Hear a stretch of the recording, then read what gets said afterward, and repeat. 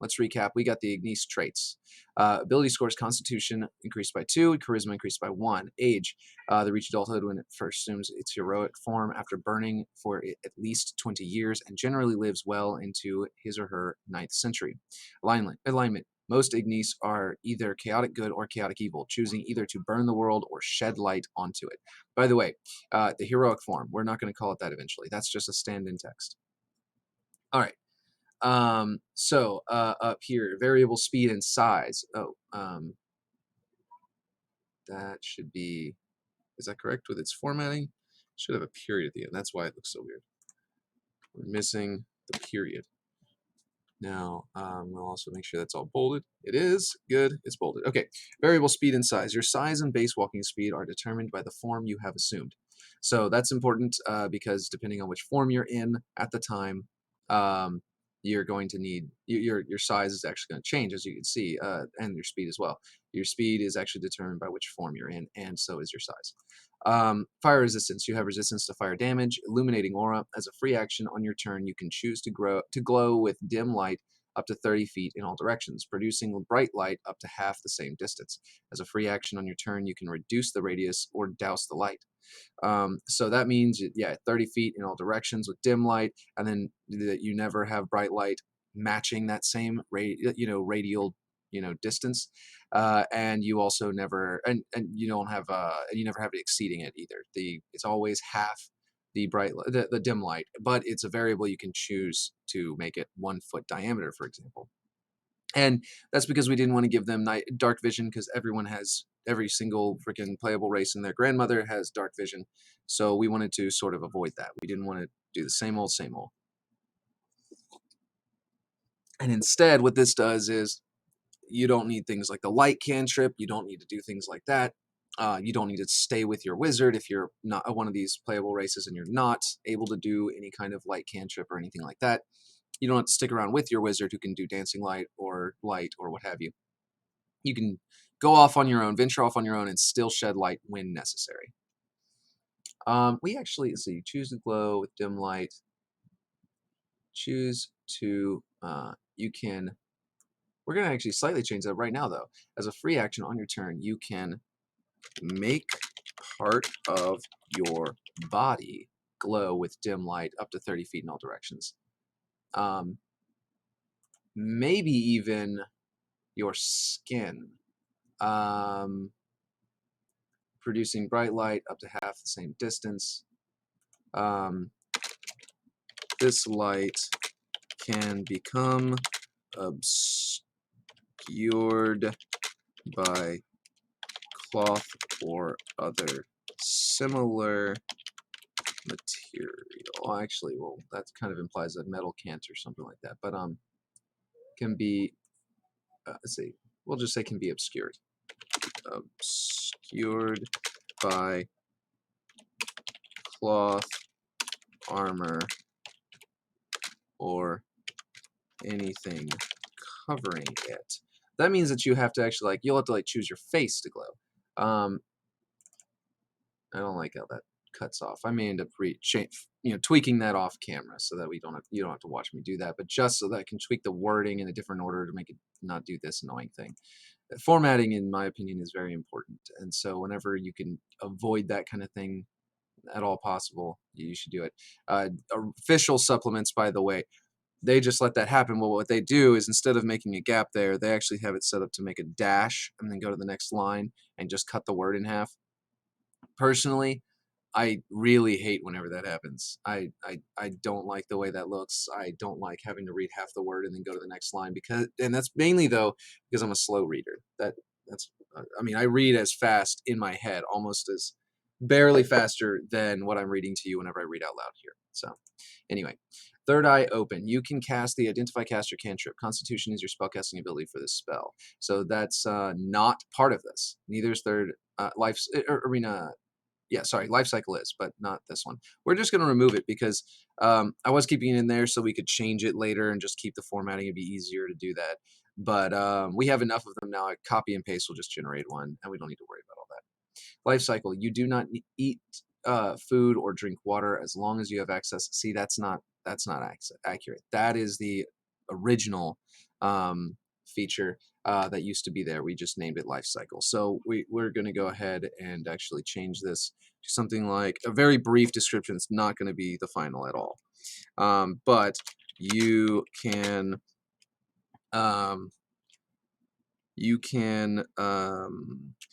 take on one of many forms, assuming them in a sequence or when special let's see, not criteria are met. That wouldn't quite make sense. When special events occur, basically. Special, I'll say events occur for now, but that is not what exactly the wording I'm looking for. For some reason, the word's not coming to mind. But anyway. Egg form, speed. Your base walking speed is 0 feet. Size in your cocoon, you are 1 foot tall and weigh only 20 pounds. We're still doing the recap, by the way. It's just I'm doing some tweaks as we go. Explosive rebirth. A cocoon containing your vital components launches from your body towards the nearest friendly creature that you can see within 60 feet. That's about my internal reading speed. The creature can use a reaction to catch you. Otherwise, you fall to the ground in your cocoon form. We still have cocoon here. It should be egg form. Egg form.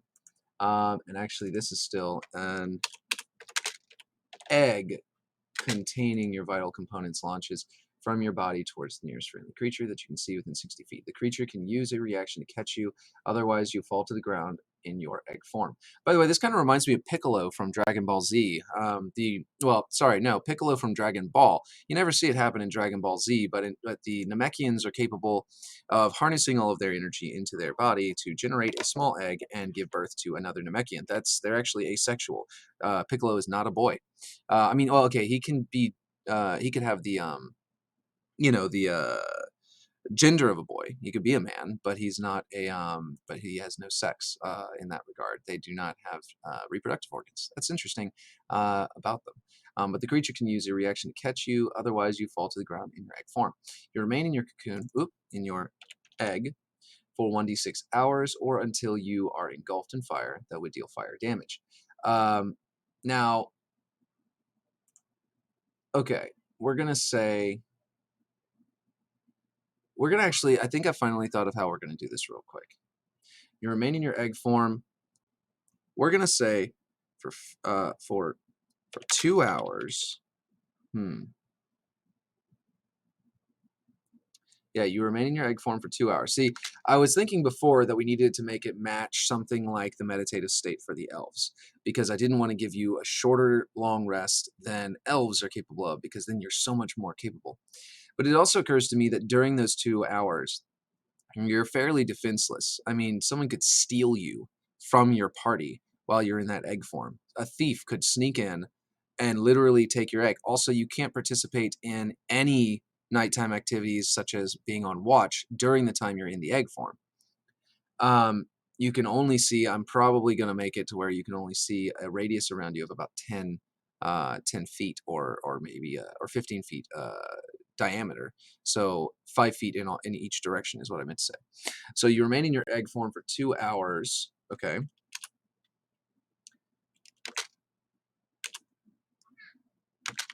We're going to say you're in your egg form for 2 hours. I'm going to say you remain dormant. Oh, okay. You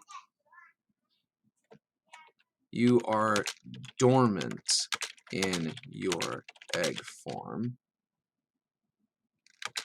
for 2 hours after.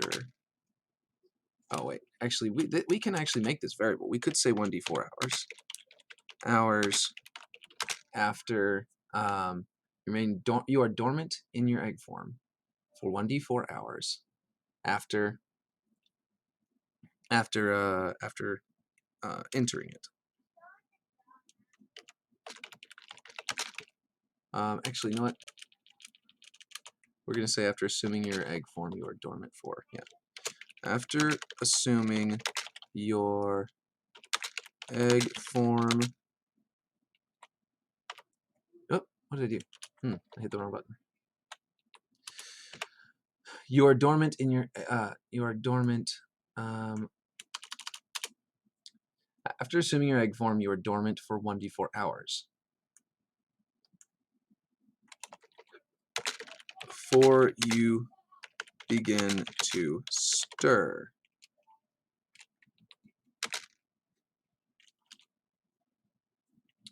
Actually, let's see. And can't take any actions. Now, you can still speak. That's something down here. Telepathic bond while in your cocoon. Oh, in your egg. We still didn't change a lot of these. You can communicate telepathically with any creature occupying the same space as you. So that you can still do. That's not an action. So we're not saying that, but you can't take actions. So after assuming your egg form, you are dormant for 1d4 hours and can't take any actions. You are, we're going to say, yeah. While in this form, you are conscious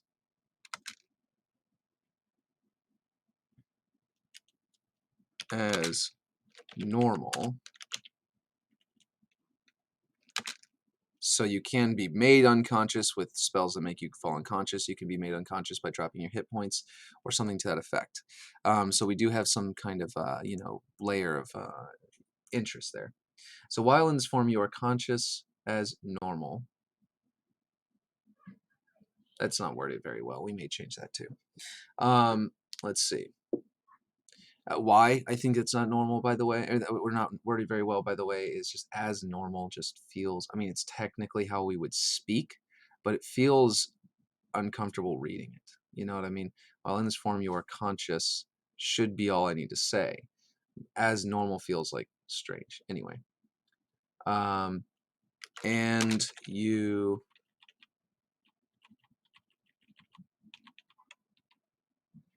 No, actually. Let's see.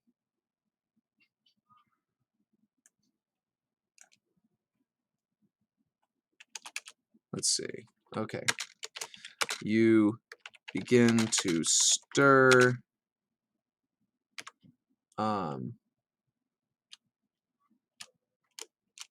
Okay, hold on. We need to word this in the right order. After assuming your egg form, you are dormant for 1d4 hours and can't take any actions.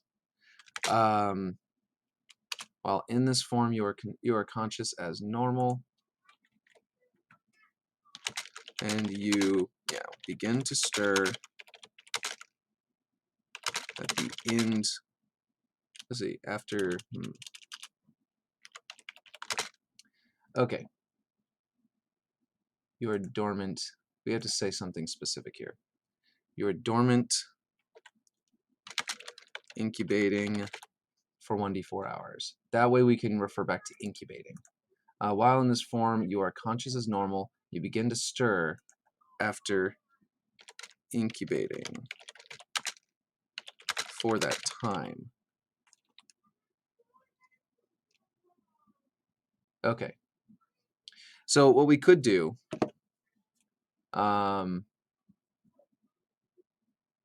okay. Yeah. You know what? I think we're going the slightly wrong direction here. You are dormant, so we're not going to make you be conscious immediately. So while in this form, you are let's see. If assuming your egg form, you are dormant, unconscious. We're going to put you unconscious for 1d4 hours. You are dormant and unconscious, incubating for 1d4 hours. Now we don't have to say you can't take any actions, because unconscious means you can't take any actions. While in this form, you are, let's see, no, we're not going to say that. You begin to stir.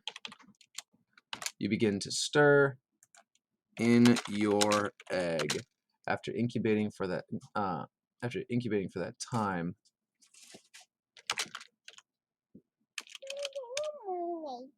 Mommy can get you some more grapefruit juice. Bring them to mommy. Okay, you begin to stir in your egg after incubating for the time. We're gonna say actually after another 1d4 hours, you begin to stir. So you gain. We're gonna say you gain consciousness and begin to stir in your egg. There. Now we got it. Oop. So yeah. And for 2 hours. Okay. After another 1d4 hours, you gain consciousness and begin to stir in your egg.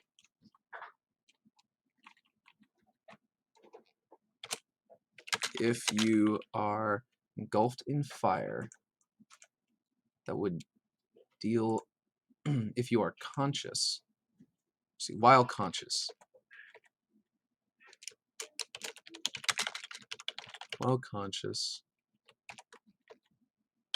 if you are engulfed in fire, that would deal fire damage. You hatch. And we're going to say incinerating emergence.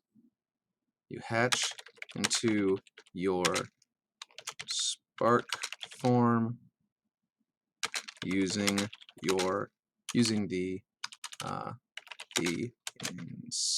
incinerating emergence feature. Oh, misspelled that. Let's see. So I believe when referring to other features, it's always uppercase, and I believe they also make that italics. If I'm wrong about that, I might tell you that in a future episode. But in the meantime, I believe that is the case. So try to remember that. Which, speaking of that one, we never finished. Insert you burst forth from your egg. We never finished that one yet. But yeah, that probably is going to be the one that is going to explode with a fiery, like a fireball kind of thing. Which yeah, it's going to be interesting. So you hatch into your spark form using incinerating emergence. So you're definitely going to be in your incubating for 1d4 hours. And then after that, during this 1d4 hours, while you are conscious, you gain consciousness after. Oh, sorry, no, this is not what I meant to say. I didn't mean to say after 1d4 hours you gain consciousness. Okay, after assuming your egg form, you are dormant and unconscious, incubating for 1d4 hours before regaining consciousness.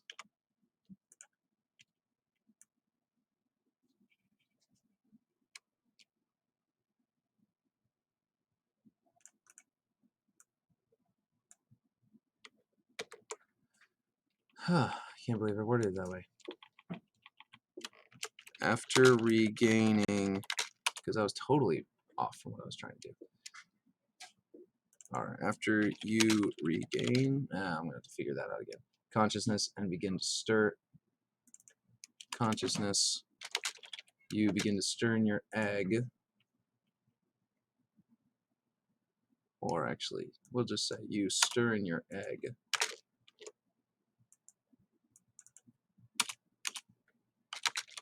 Incubating for another 1d4 hours. Why did I say got? I don't even. Whew. Anyway, after you regain consciousness, you stir in your egg, incubating for another 1d4 hours. Clearly, I'm tired and running on coffee. Anyway, while conscious, if you are engulfed in fire, that would deal fire damage. You hatch into your spark form, losing the incinerating emergence feature. It's not saying you would when you suffer fire damage, by the way, because that you're immune to fire damage here. Fire immunity. It's if you are engulfed in fire, that would deal fire damage. Now I'm gonna have to look that up to make sure that that actually is how they would word that, and if that would actually mechanically function, or if it will assume you would not deal fire damage because you are immune. But I'm pretty sure the effect, if the effect would deal fire damage, I could just say if you are engulfed in fire,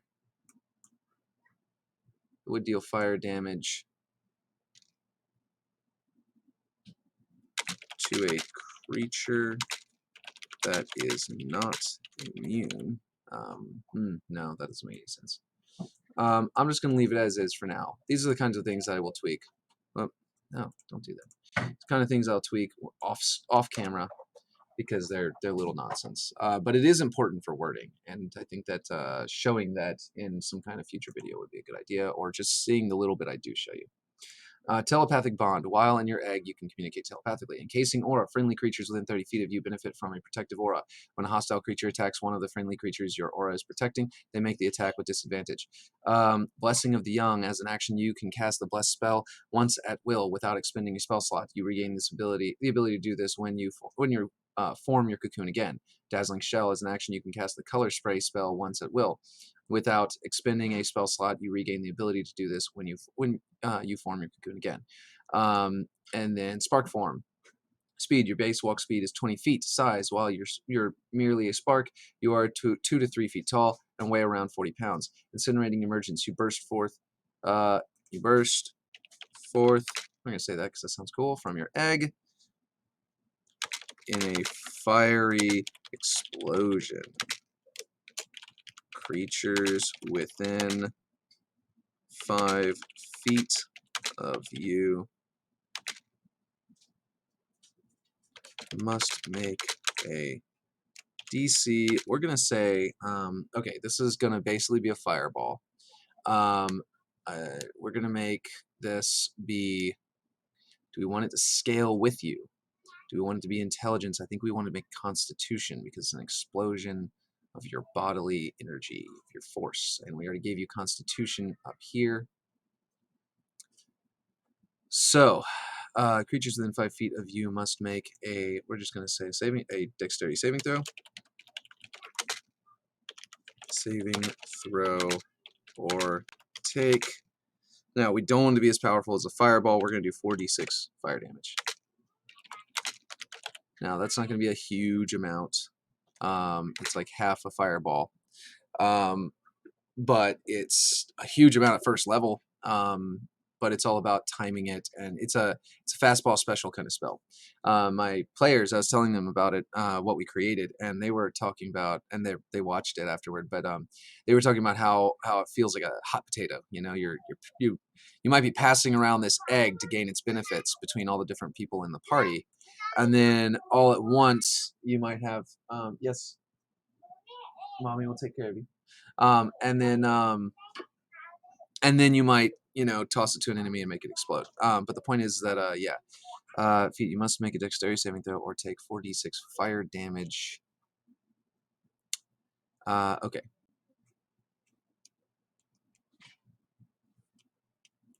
The DC is 8 plus your Constitution modifier plus your proficiency.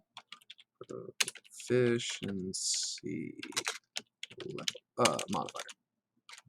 modifier. Okay, now, inept. You make all ability checks and attack rolls with a d12 instead of a d20, including rolling a d12 for advantage or disadvantage when you have it.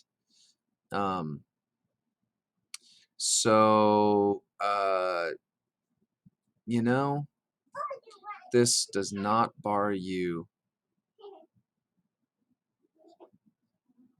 I'm going to say other creatures.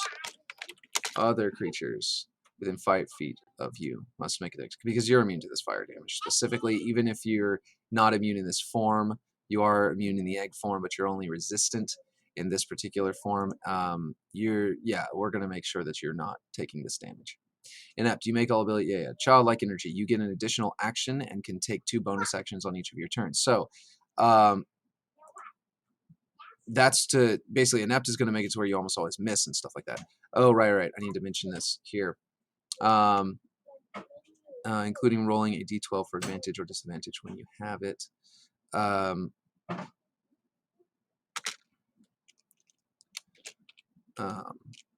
Critical hits occur on a roll of 12, but only occur when you have advantage. Or I could say but is only but are only possible when you have advantage on the attack. So critical hits occur on a roll of 12, only possible when you have advantage on the attack. So that's because you know, this is a 5% chance of rolling any one of these rolls. This is a you know, a let's see, one that would be, you know, 10. A D10 is 10%. This is less than that. You know, so this is I forget the exact percentage of a D12. I think I forget. Sorry about that. And then for some reason the math isn't coming to mind at the moment. But basically, it's a very specific amount, and it's significantly higher percentage than over here that you're going to get a crit if we just say D12. But it's also about being inept. So this feature is, and I think that as a baby form, sort of kind of effect here, as a toddler form here, it should not be able to crit more. It should not be more likely to crit. That seems unusual. So making it to where it only can happen whenever you have advantage makes sense. Basically, the fact that you also get 2 actions on your turn, you get an additional action, and you get to make 2 bonus actions means, whoop, what did I just do? Means that you can, means that basically you're going to get a lot more attacks off anyway. So not only would that increase the percentage chance there, it would also increase the percentage chance you're going to crit down here. And I did not want to make some ridiculous, overly powerful creature in using a feature that's supposed to be called inept. That doesn't make any sense. So requiring you to have advantage on the attack, I think, is a good limiter, because that people get advantage on attacks so easily that it will kind of come up where you'll be more likely to get a crit. But also, you know, yeah, I might, you know, if this ends up being not enough of a limiter because people get advantage too easily, I may even say, I may even put a variant in here on the side and tell DMs that if it comes up too frequently and it doesn't feel like they're inept, it feels like they're more powerful in this form, then go ahead and have all damage they deal. With their regular attacks, basically. Maybe spells wouldn't be the same. Maybe they would be really powerful spellcasters in this form because their spells wouldn't be any different. But yeah, that's already going to be the case. If the enemy has to make a saving throw, then for your spells, I mean, if you get 2 actions, maybe this needs to be looked at again, because a spellcaster using this would gain the ability to cast a lot of spells. But that being said, the other spells all have to be cantrips after the first spell. You can't, you know, go casting another high-level spell. I think there's another feature that lets you do that. Either it's a sorcerer feature or it's a feat that you can take. But yeah, anyway, point is, we are reviewing and discussing balancing in this episode, apparently. It's already 36 minutes in. Well, I mean, like I said, trim off a couple of minutes at the beginning, like 5 minutes or something like that. The official one, you may not be 36 minutes in on YouTube if you're watching this, but the point is that yeah, it's because I'll probably trim some off. But the point is that this may need to be balanced some more. But in this case, I'll have to look at the other classes. That's one of my main advices whenever you're designing something. If you think of something that's that may be coming up, go back and review the classes that you believe it may be associated with. But as far as this is concerned, I believe it's sorcerer and maybe warlock. I don't think it is. But basically, this may give you the ability to take an additional action that will be allow you to blow things up with spells and stuff like that. Which means what I could do is let you get an additional attack action when you take the attack action on your turn. Basically, give you an extra attack. Which means that the spells wouldn't benefit. But I think that as a spellcaster, it would be kind of cool as long as it doesn't break the game to allow an additional spell to be cast, as long as it's still limited to cantrip level. Anyway, I'm spending too much time there. Let's move on, because that's going to be something that may happen off screen. I may review it at the beginning of next episode, because that's going to require me to look up stuff in the book and things like that. But that is what I would do. I would look it up in the book. I'd do research. I would look up sorcerers, warlocks, and the feat. If I can't find it, because I know it exists somewhere, or at least I'm like 90% sure it exists somewhere. If I cannot find it, I will keep looking until I do find it. But those are the first 3 places I would look: sorcerer, then feats, then warlock. And if I find it, I'll still look at all 3 of those. Anyway, flare form. This is the one we were working on at the end of last episode. Speed. Your base walking speed is 15 feet. That is not true. This is going to be the teenager. Now, this one is going to be, here's what we're going to do. We're going to say your base walking speed at this point is 25 feet, because we're going to say your dwarf size, because we are 4 to 5 feet tall and weigh around 100 pounds. So yeah, you're basically dwarf size in that area. Dwarves go up to 5 feet. Cocoon aura, you make, nope, that was just a copy and paste. This is not something that actually applies to this. Okay, so this is where we were. We were talking about the teenager, basically. The teenager feed class, form, I think, should be building toward becoming the adult form. As far as the show was concerned, we saw in Kipo, what inspired this class, or this race in the first place, was Dave from Kipo. And what happened with the sort of teenage form for Dave was he was suddenly super, like, teenage angsty, and he would just sit there and he would gripe and complain about stuff, and then he would be in that form for like just enough to make a joke, and then he would turn into the next form. Now, I think this one should be just enough time for its features to come into play, like for 1 turn, maybe 2 turns, something like that, if it's during combat. Oh yeah, we do not have a way that this one goes to the next form. And the other one with the egg, we had a thing that said that actually triggered the next form. That's what may end up happening. Each of these forms may have a thing in it, included in it, that actually brings you to the next form.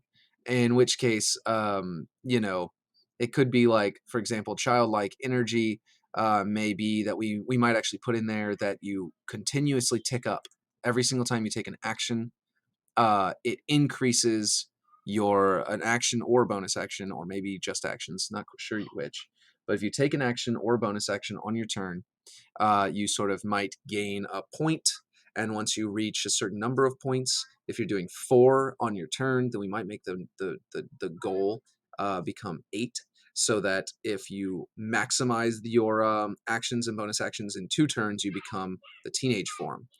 And that way, if it happens outside of combat and you don't want to be the infant form, you you'll transform anyway. If you're not in the middle of combat when it happens, you're gonna leave this form anyway.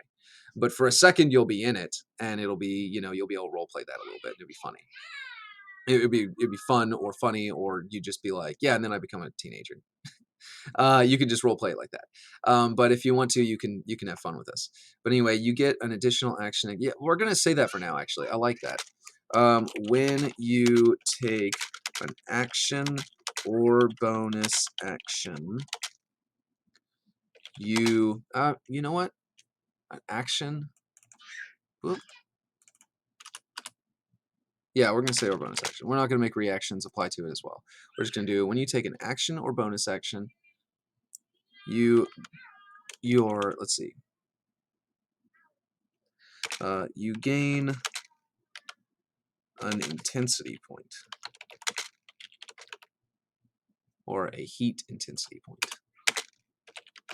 A heat intensity point.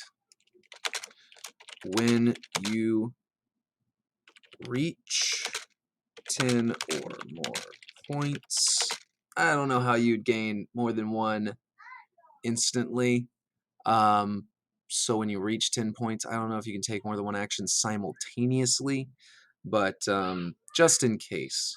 Yeah. And by the way, if you hold an action, you take the held action or hold action action, and then you use your reaction to activate it. So you would gain the point the moment you hold an action. Also, if you have 2 actions on your turn, you can use 1 action and then hold an action on the same turn. So it's a little bit interesting there what you can do with this. But anyway, when you reach 10 or more points, your let's see. You flare. No. The form is called flare form. Your fire grows, or let's say we're gonna say a fire grows around you, and you. Nah, maybe that's too much. Let's just say you glow.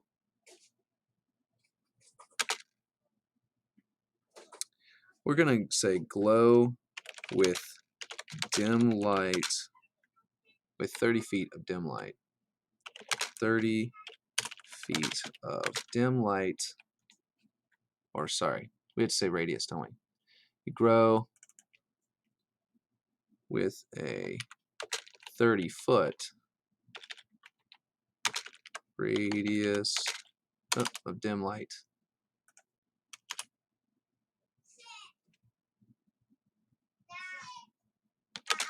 Then instantly assume your flare form and dim.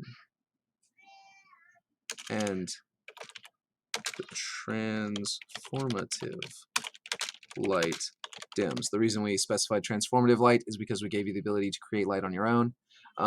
So yeah, when you reach 10 or more points, you glow with a 30-foot radius of dim light, then instantly assume your flare form and the transformative light dims. That's important in my opinion, to create a sort of like transitioning effect there. In this case, you were a spark, so you're like a little glowing ember kind of thing. Now you glow up, you suddenly glow and take on your flare form. We're actually going to say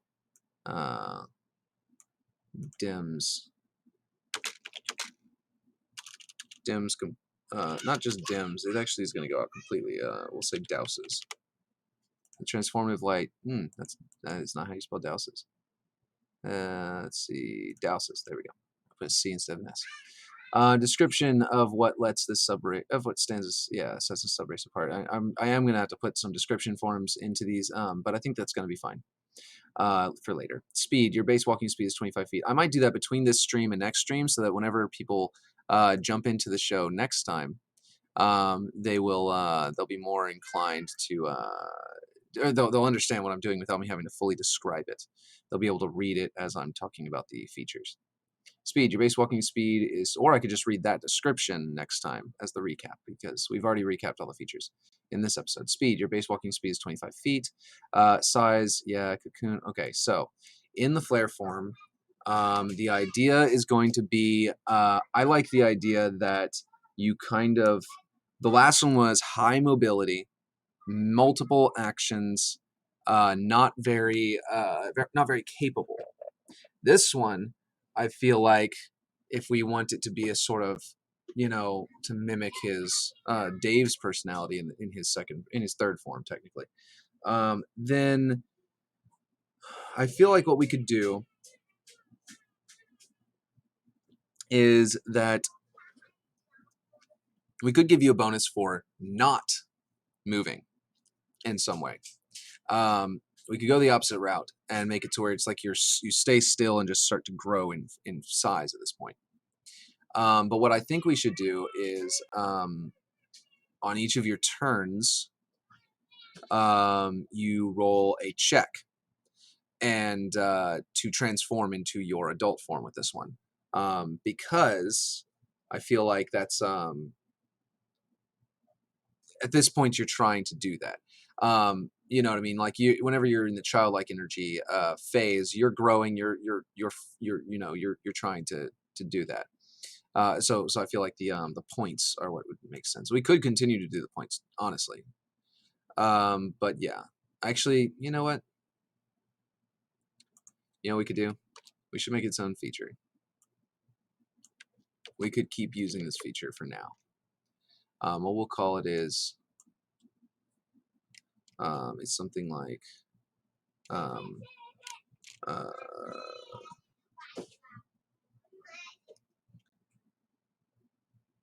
we can call each of them flaring transformation. We can call it flaring transformation. The next form we might call something else, like fire-based flare is a good one. But like, for example, burning or inferno or something to that effect, or fire or flame or something to that effect. But anyway, flare, your base walking. Yeah, okay. So we need to get into the actual new features here. It's already 48 minutes and we haven't made a single new feature. So here we go. In this form, we want, I should have reviewed the previous episode, but I don't remember what I said in the last episode about where I was going with this one. But we're going to sort of take it from the top from this one then. We're going to go ahead and say, you take on this form. We're going to want to make it to where you want, as a child form, you want to have positioned yourself to be ready for the next form and for becoming your full-blown abilities. In this form, you will have assumed your full-blown abilities, but we still need to give you a reason to be in this form specifically, as opposed to others. As we previously said, any of these forms that feel like they don't make sense to keep, we will dissolve into the form before and after it in the sequence. It might be too much to have 7 forms like the like Dave, because he that's for narrative in the show, but it may be too much to have so many forms as in this one. So basically, we will take a look at that later. But in the meantime, let's see. Okay. So I think that as the teenager sort of form, as the middling form, before you become your adult form,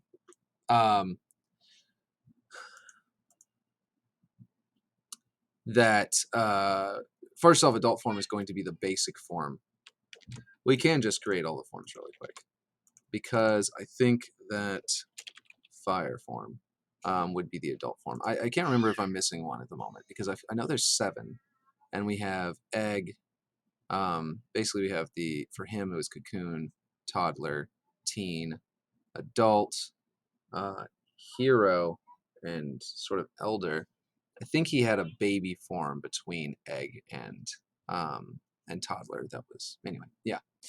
Okay, so fire form will be base walking speed will be 30 feet. You'll be, we'll say, 5 to 6 feet tall and weigh around 130 pounds. No, sorry, around, we'll say 160 pounds. And then they will have, I don't think they're going to have any other features except for their transformation to the next stage. So we will, like I said before, we will take this. Oh, there are going to be 2 transformation forms here. So I think what we're going to do is we're going to say,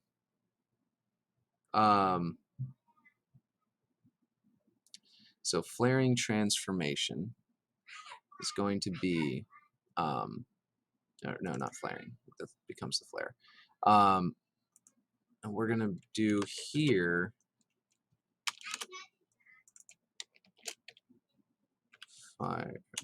fiery. No, that's not how you spell that. Fiery, that's the word. The ego's in there. When you take an action or bonus action, you gain a heat intensity point when you reach 10 or more points. We are going to change this. We're going to make this be... I want the teen usually only sticks around for like a second in the show, and it makes sense, and it's fun. And I think if we actually make it to where that this form is going to say you okay, so in this form, if we wanted to go with what he does, then we would do something crazy like you can't take actions, but you have 3 reactions or some crazy thing like that, because he never does anything in that form. He just reacts to other people doing things. And usually it's some snarky comment, some snarky snide comment or something like that. But what we're going to do is with a, let's see. So, oh yeah, one of my players did suggest that in either the toddler form or maybe the teen form, one of the forms, that you create a burning path behind you, like a firewall that's going to burn anything that tries to enter it. And that was a great idea that I don't know which one I'm going to put it into. I might put it in here, because then it would be like it would be pretty interesting to move around the battlefield and leave behind this trail. So we're going to go ahead and do that. We're going to leave behind a trail of fire. wherever you move that lasts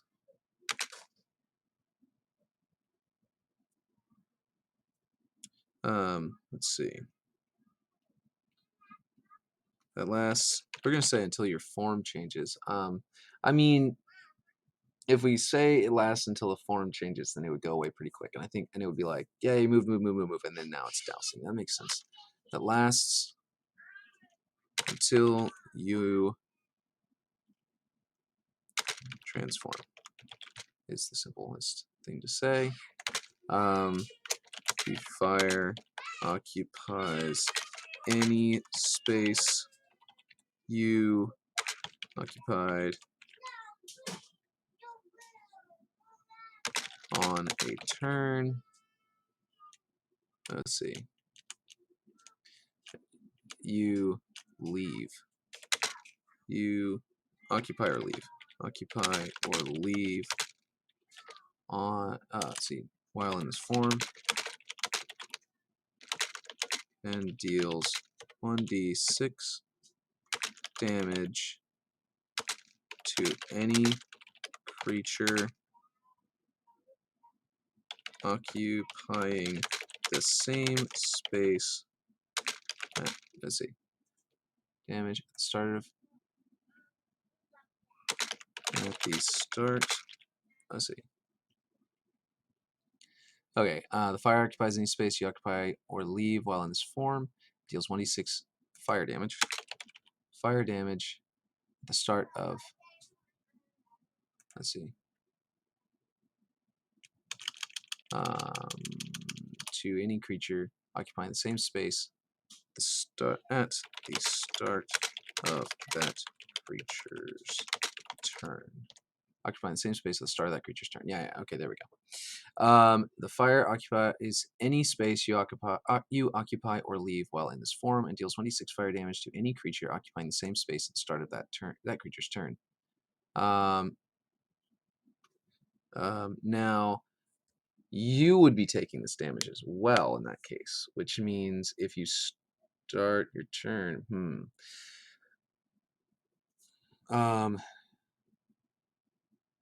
you are immune to this fire damage, or to this damage. I guess we don't have to specify what damage type it is. Well, it puts an annoying gap there. You're immune to this fire damage. Fiery transformation. When you take an action or bonus action, you gain a heat intensity point. When you reach 2 or more points, you grow with a 30-foot radius of dim light. Oh, you know what? I made that bigger whenever I did that. I didn't mean to yeah, I didn't change it to 15-foot radius. A 15-foot radius of you glow with it is a 50-foot radius of dim light. Then instantly assume your yeah, Freya? That's my daughter in the background. 50-foot radius of dim light, then instantly assume your fire form and the transformative light douses. Fire form. Flaring transformation. When you take an action or bonus action, you gain. Yeah, so this is going to be the other one. Let's see. You gain a heat intensity point when you reach. Now this one is actually, this one is not going to transform the same way at all. I think that what this is going to do is that this one is going to, you are going to remain in this form. Let's see.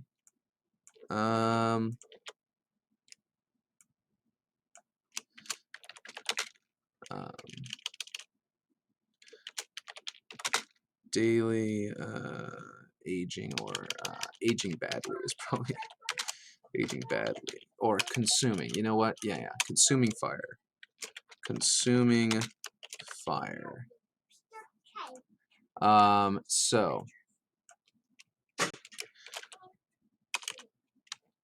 Okay. So in this case, you're going to remain in this form until you know what? Let's see. Burning trail. Let's see. Okay. Consuming fire is that you're going to remain in this form until you become your elderly form. Now, in Kipo, Dave always goes into his heroic form for like a round or something to that effect, and then immediately becomes elderly. We're going to make that happen here, but we're also going to allow you to attempt to go into your heroic form and remain in that form for a long enough time to actually be effective. If it happens during a battle, at random, then if it just happens to be during a battle that you transform here, then that one round that you're in heroic form is going to be useful. But that's almost never going to come up, and I think that's if we go off his formula. Now, we're going to be creating it inspired by his design, and we're going to be making it very much in tune with that. Before we release, I may make a variant version and release it with it that goes off of a slightly different design, which might make it more gamey D&D style maybe. But I really do like the flavor and design of the original one, so I'm creating it based on that for now. But consuming fire is going to be something where we're trying to make it so that when he's been in this form, or well, it's not Dave here, so it's anybody. When an Ignis has been in this form, it's going to eventually burn itself out and then become an ashen husk, and that's whenever it becomes its sort of elder form. And we can do this based on a number of hours that it's been in existence. We can do this based on other criteria. I think that what we're going to do is, I had a thought a minute ago and it has left my mind. So we're gonna work on this one, but before we do, we are going to do, let's see. We're going to go ahead and do the one where you can assume it at will really quick. So this is going to be so Inferno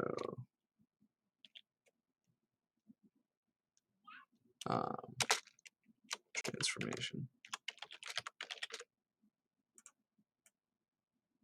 Would that be infernal? We'll see. I'll have to look that up to make sure that's correct. But I think infernal means like demonic and stuff like that, whereas inferno means it's fire. But anyway, Inferno Transformation. And I don't want to imply that this is always a demon, so I don't want to say infernal if it's going to make people think demon. Inferno Transformation. So this one's going to be the one that turns you into the heroic form. And it's going to be you make a check as an action on your turn. Actually, we're going to say a bonus action because we want you to be able to immediately become the hero for a second. As a bonus action on your turn. Well, you don't have to say on your turn. You can only take bonus actions on your turn. As a bonus action, you can attempt to assume your Inferno form by making a Constitution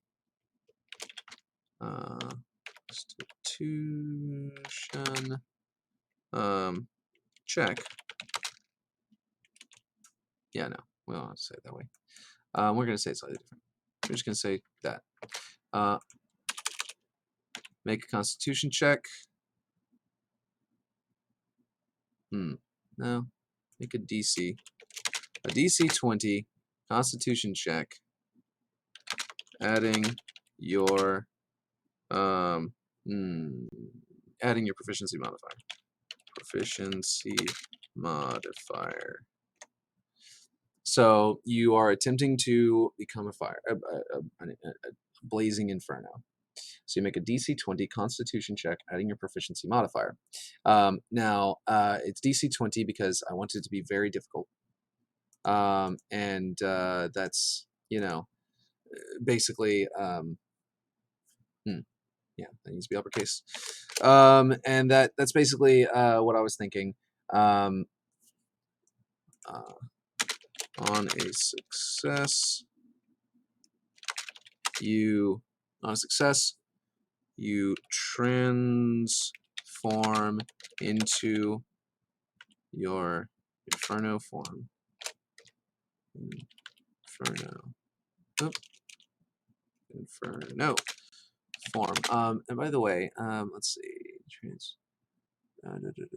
Yeah, as you assume. Okay, I see. You assume. That makes more sense. You assume your Inferno form.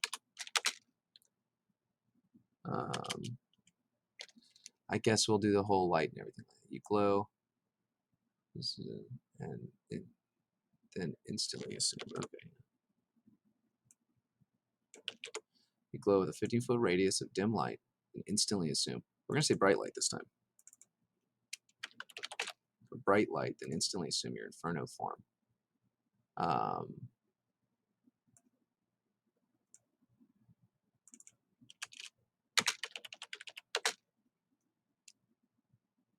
Yeah, before the transformative light douses. Okay.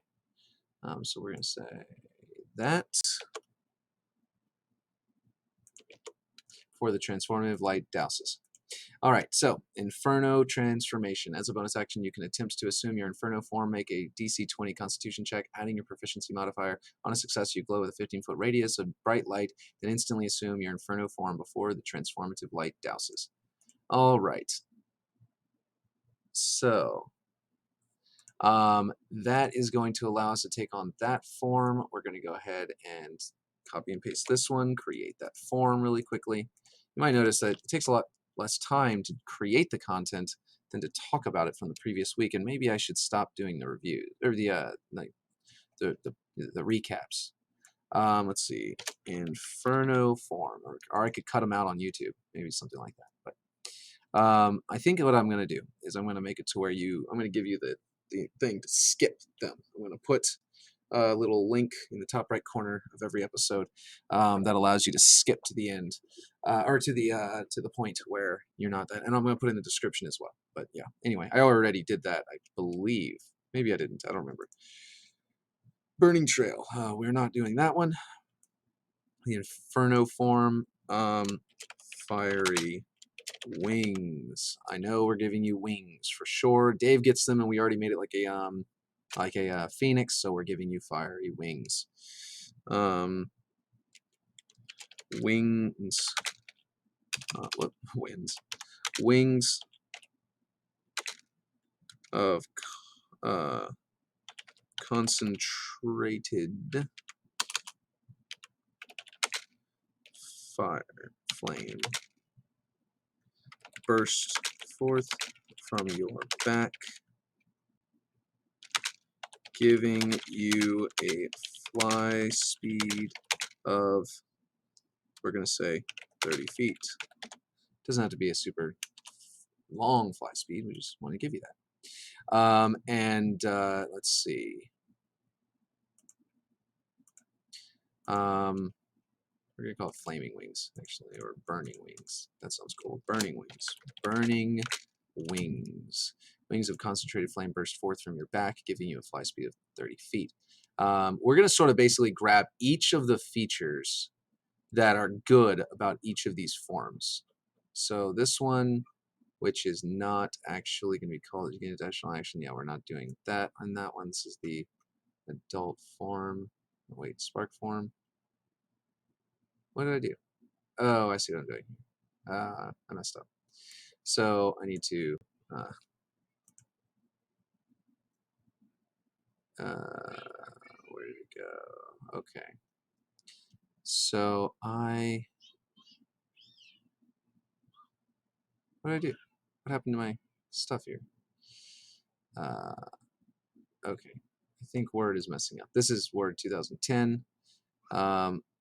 And I'm going to click back here. Where is the wings? I just typed that in.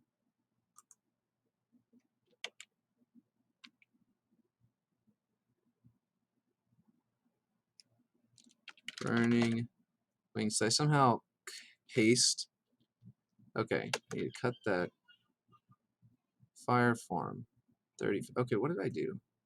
I guess I cut that, and then for some reason I have... Oh, I see what's going on. I never renamed... Fire form is the medium one. So then...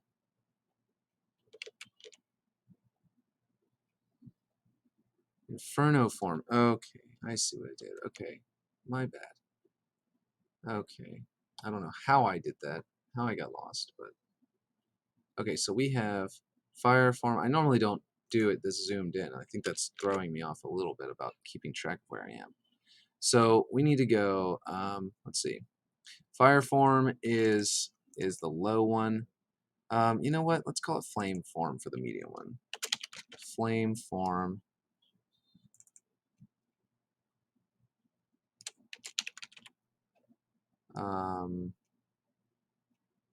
Wait, what?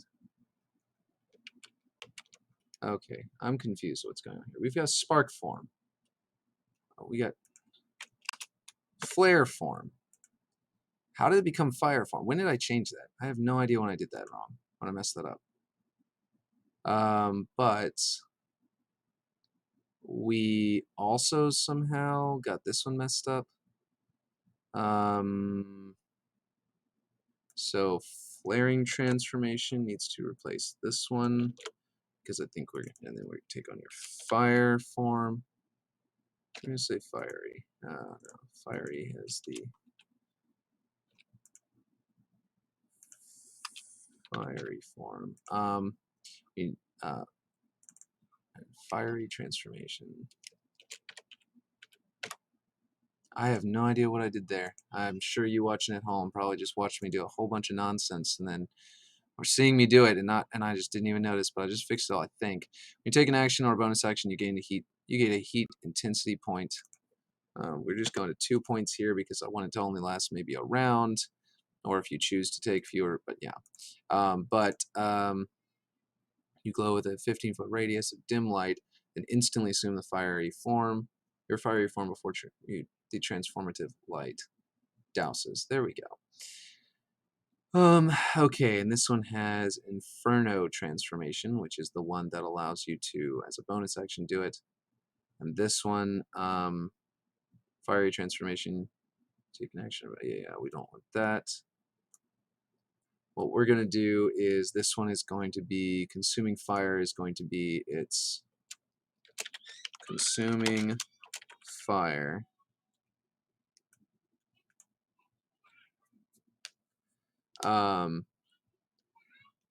And we're going to say, this is where we're going to create the Consuming Fire, and we might put it up there straight away. The description up there is going to have a little bit of extra stuff, but Consuming Fire, your inner flame consumes your body, leaving behind an ashy husk, a living ashy husk. A living ashy husk. Your hit points are or your maximum hit points. Your maximum hit points are halved. And let's see. Sorry, no, we're gonna actually leave that to the actual thing. What am I doing? This is not part of this. It's part of the Elder. Okay, we are going to go ahead and create the Elder. Boom. Done. All right. Okay, hold on. So down back into the Inferno form, the real Inferno form. Let's get rid of this one. We're going to call this Ember. Well, that might be a good one, actually, to change it. The ones up there. Maybe not Spark, but Ember form. That would make more sense, I suppose. Well, Spark feels like it's quick. Maybe Ember for instead of Flare. Yeah. Although it only lasts for a little while, so Flare does make sense. I don't know. We'll see. Okay, so this one is going to be, I would say, ashen form. Your ashen form. Your flame consumes your body, leaving behind a living ashy husk. This is not necessary. Let's see. Whenever you assume this one, we're going to add in here, by the way, that whenever you assume the Inferno form, you're going to gain. Basically, it's going to tell you how long you get to stay in it. We're going to do that in a minute. But for now, the wings aren't the only thing you're going to get. You're going to get a lot of stuff. You might even get probably going to get a bonus attack action. You're going to deal fire damage with your unarmed strikes, and probably deal like something to the effect of a certain amount of like a certain dice amount. Your unarmed strikes deal such and such fire damage, and whatnot. But yeah, we also I was also considering this childlike form doing something similar and giving you a damage that you can deal in melee combat with unarmed strikes. And the reason is because I was talking to my players and I was like, yeah, there are two ways I can go about it. Whenever you go into the egg, you could either be like a druid and pull in all the equipment and into your body. It could be absorbed into your body in the egg form, or I could make it stay on your body, on your old body, your dead body, or your your husk. That's the thing that I was wondering about. In my opinion, um, I think that it would make more sense for the items to stay on your body. I don't think that players will be super upset about that. I don't mind if trying it and finding out. But I think that basically they'd have to retrieve their equipment. And that would make some cool role play moments, if you lose a battle and the equipment is left behind. Now you've got to re-equip yourself before going in to find your equipment again. You might find it that if it's bandits or something like that, they might have sold the equipment to make money, and they might be using it themselves. So it would be very interesting to, I think, make it stay on the body. I think that I will probably, though, say that it absorbs into the body and make a sidebar that explains that there's a variant rule where you actually leave it behind on your husk. And I think that would be cool because players, by default, players aren't going to want to lose their items. 5th edition is very nice in those sorts of ways. It tends to make it less annoying. You don't have to erase a bunch of stuff from your character sheet and have the DM write down notes about what they took from you because you collapsed and whatnot. Anyway, yeah, Burning Wings. Yeah, let me get back into it. Back where we were. So your okay, yeah. See, we're gonna go back up here because this is where this happens. When you reach, is it you glow with a 15-foot radius? Okay, copy that. Inferno form. For now, we're just gonna paste this a lot, because that's what we want the transformation to be easy for players. That's the main thing. We want the players to not have trouble remembering what happens whenever they transform. They just need to remember how it triggers, and then some bonus effects that happen with each of the transformations. We don't want to make them think, or like have to remember that this transformation does not result in a 15-foot radius of dim light. It instantly so yeah, you glow with a 15-foot radius of dim light, then instantly assume your fiery form before the transformative light douses. So we don't have a reason for this to happen yet, but whenever we assume the form, we know that it's eventually going to consume itself in fire. So that's what we're going to do next, is we're going to try and do that. But first, we're going to go ahead and say this is like 7 to 9 feet tall. Actually, we're going to say 8 to 9 feet tall. You get tall. You get like Goliath size.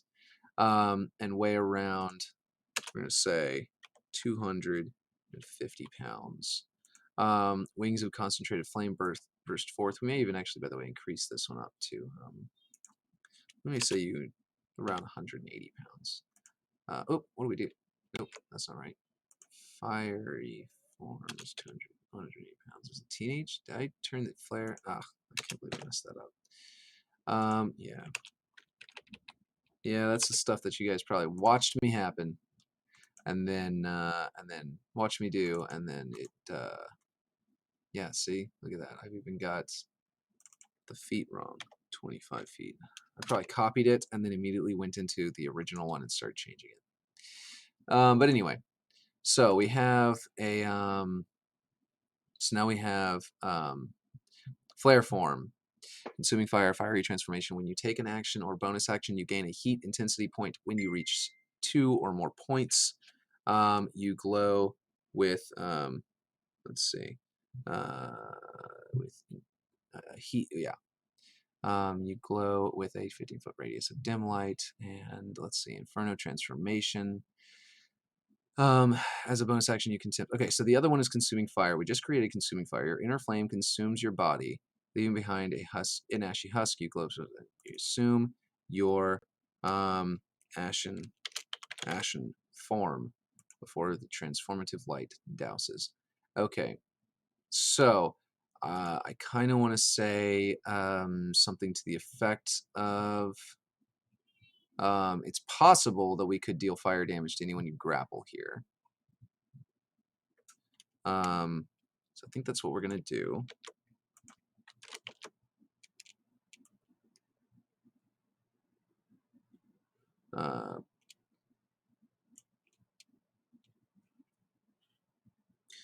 We're going to say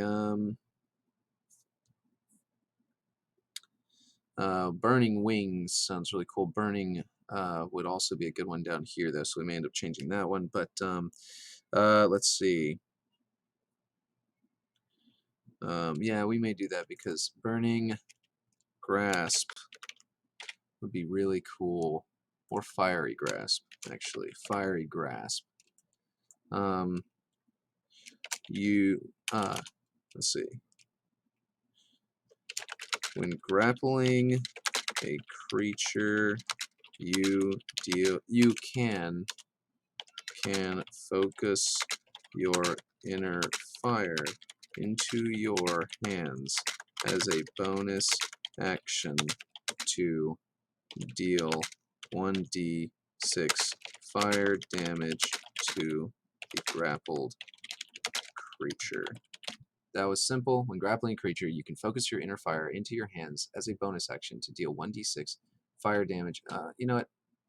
We should actually word it the way they do it. As a bonus action,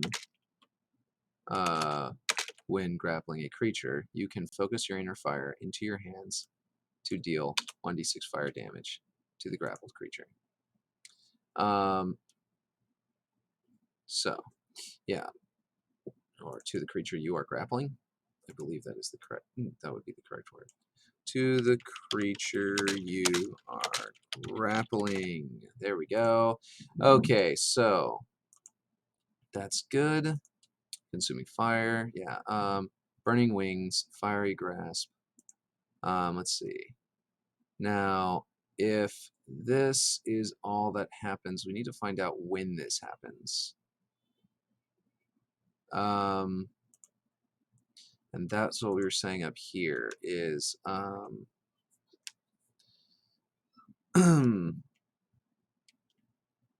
we need to make a thing that says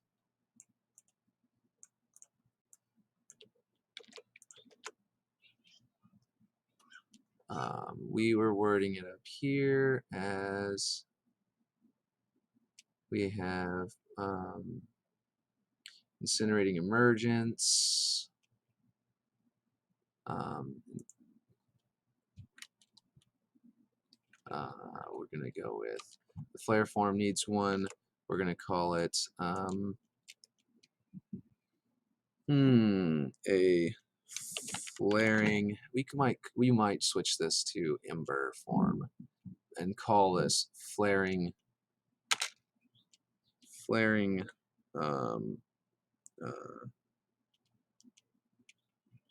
something that would imply the beginning of a fire. Flaring, but for now we will call it something to the effect of flaring flame or something like that. But I do believe we're going to come up with something way better than that later. Flaring flame.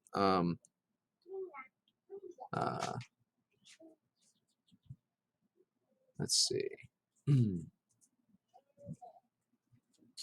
Okay. And we might have to specify the amount of, or we might specify that when this occurs, when the flaring transformation here up here occurs, it transforms you using this feature. But we didn't have this feature yet, so we're going to do that in a little bit. But for now, we're going to build this. So flaring flame, or flaring ignition or initiation ignition. We'll say flaring ignition. Whoops, that's not correct, nor is it uppercase. Okay, so flaring ignition is going to be that. Let's see.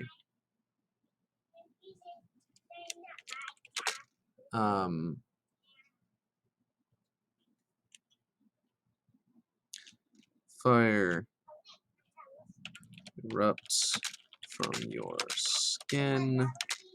Whoop. Yeah, from your skin. Actually, you know what? A burning oil begins to seep from your, ignites on your skin. Your skin, growing you in size. While you grow in size. While you grow suddenly in size. Did we lose? Huh. We lost the trail. Thing that, I don't know where that went. I'll review the video and recreate it later. That's strange. I don't even know when I did that. I must have selected it and just deleted it. So over here we've got Ignis traits: egg form, spark form, flare form, fiery form, inferno form, and ashen form. That's weird. But anyway, I don't remember doing that. I don't know when it happened. But anyway, so the oil is going to be what's splashing onto the ground and burning behind you. Burning oil ignites on your skin while you grow suddenly in size.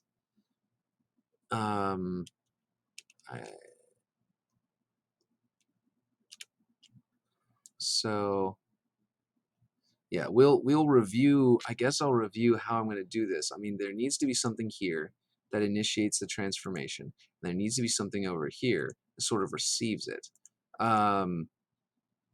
Or just at least does the effect. It causes you to be what you are. So in this case, ignites on your skin while you grow suddenly in size. The fire burn. The fire.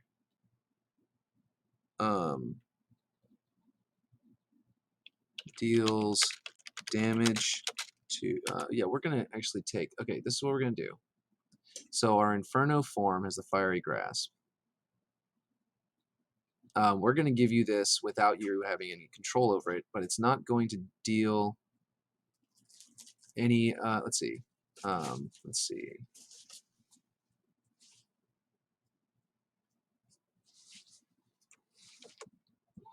Go up here. We're going to say it's, okay, the fire, okay. The fire deals 1d6 fire damage to any creature. Let's see.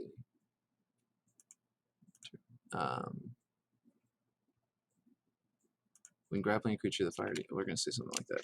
When grappling a creature, the fire deals 1d6 fire damage to any creature you are grappling. And that's going to be the sort of this flare form. It's basically the idea is if you oh, you know what? You were grappling or is grappling you. So that if someone grabs you while you're in your infant form or something to that effect, you can take when you take on this form, you can immediately start burning them in response. When You are grappling a creature. The fire deals 1d6 fire damage to any creature. To the creature. Sorry, we don't need any anymore. To the creature you are grappling. Creature you're grappling.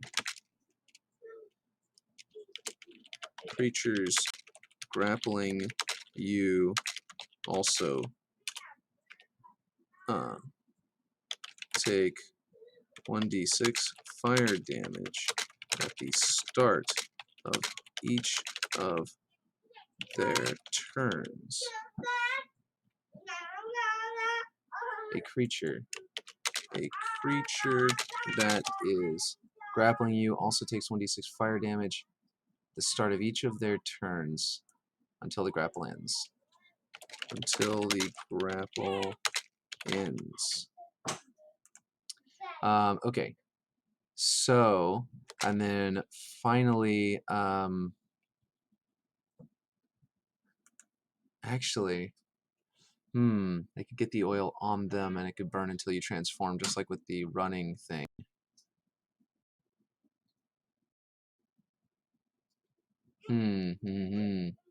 Says I'm dropping a lot of frames right now, but I seem to doubt that that's a problem with this particular format of video. Creature that is grappling you also takes 1d6 fire damage at the start of each of their turns until the grapple ends. Yeah, we'll just say until the grapple ends, so they can turn it off if they need to, but I don't know. Maybe not. Maybe until you transform. Until, yeah, you transform. Or you, until you change forms. Change forms again. So, I don't know what, yeah. Okay, let's see. Inferno Transformation is a bonus action. You can attempt to assume your Inferno form. Yep. Okay. So now we have all of our forms are here for now. They're nowhere near done. It's an hour 30 minutes at this point. I think I'm gonna have to end the video here and continue work on it next episode. Next episode is going to be on Thursday. I don't want to compete with Critical Role. I was airing at 8 o'clock at night and thinking that was a good idea before I went and actually did the research I should have done to begin with. Looked at what all the other streaming, D&D streaming shows were doing. So I've changed the schedule. The schedule is now going to be, as you see it on the Twitch stream today, is going to be at 2 o'clock on Tuesdays. So, okay, my time, by the way. That's 2 o'clock for my show, for my time, which is Central Standard Time in the United States. I believe that's in the global time. I believe it's -5. Anyway, my Twitch stream will adjust for you to your time as long as your browser is correctly set. So go look at that schedule. But basically, it's going to be my time. It will be 2 o'clock on Tuesdays, like right now. Well, right now it's now 3:30, but and then on Thursdays for 1 o'clock. I was looking at the different shows that are on. It's really hard to find a good empty time slot. And what I ended up deciding on was 2 o'clock for now because I had an actual viewer one time when I was like this. I haven't got any viewers on Twitch just yet. It's new. It's still early days. But I have gotten a lot of views on YouTube. Well, a lot for me, and we'll see how it grows from here. But in the meantime, yeah, there you go. So we've created today. Oh, we fleshed out the flare form. I accidentally messed up and deleted its running thing where it leaves a trail of fire behind, but that's okay because I will recover it later off stream. Fiery form, and that's the beauty of doing it on a video. I can go and review it. Fiery form, we have consuming fire, Inferno Transformation, Inferno form. We've got wings, burning wings, all sorts of things like that. We're going to keep going as we do this. Remember, you're only going to have one of these forms at a time, so this class will not have all these features all at once, and you won't be overpowered in the end, as long as we keep, balancing it well. So that's it for today. I will see you next time. And I will not make many adjustments to these between streams, by the way, so we'll only review what I do change between streams. From now on, at the beginning of the episode, we'll just review what we changed to make the videos shorter. I mean, this is an hour and 30 minutes. We probably could have cut this down to an hour if we'd cut out that first 30 minutes of review, or 45 minutes of review. All right, so thank you for joining me, and I'll see you next time.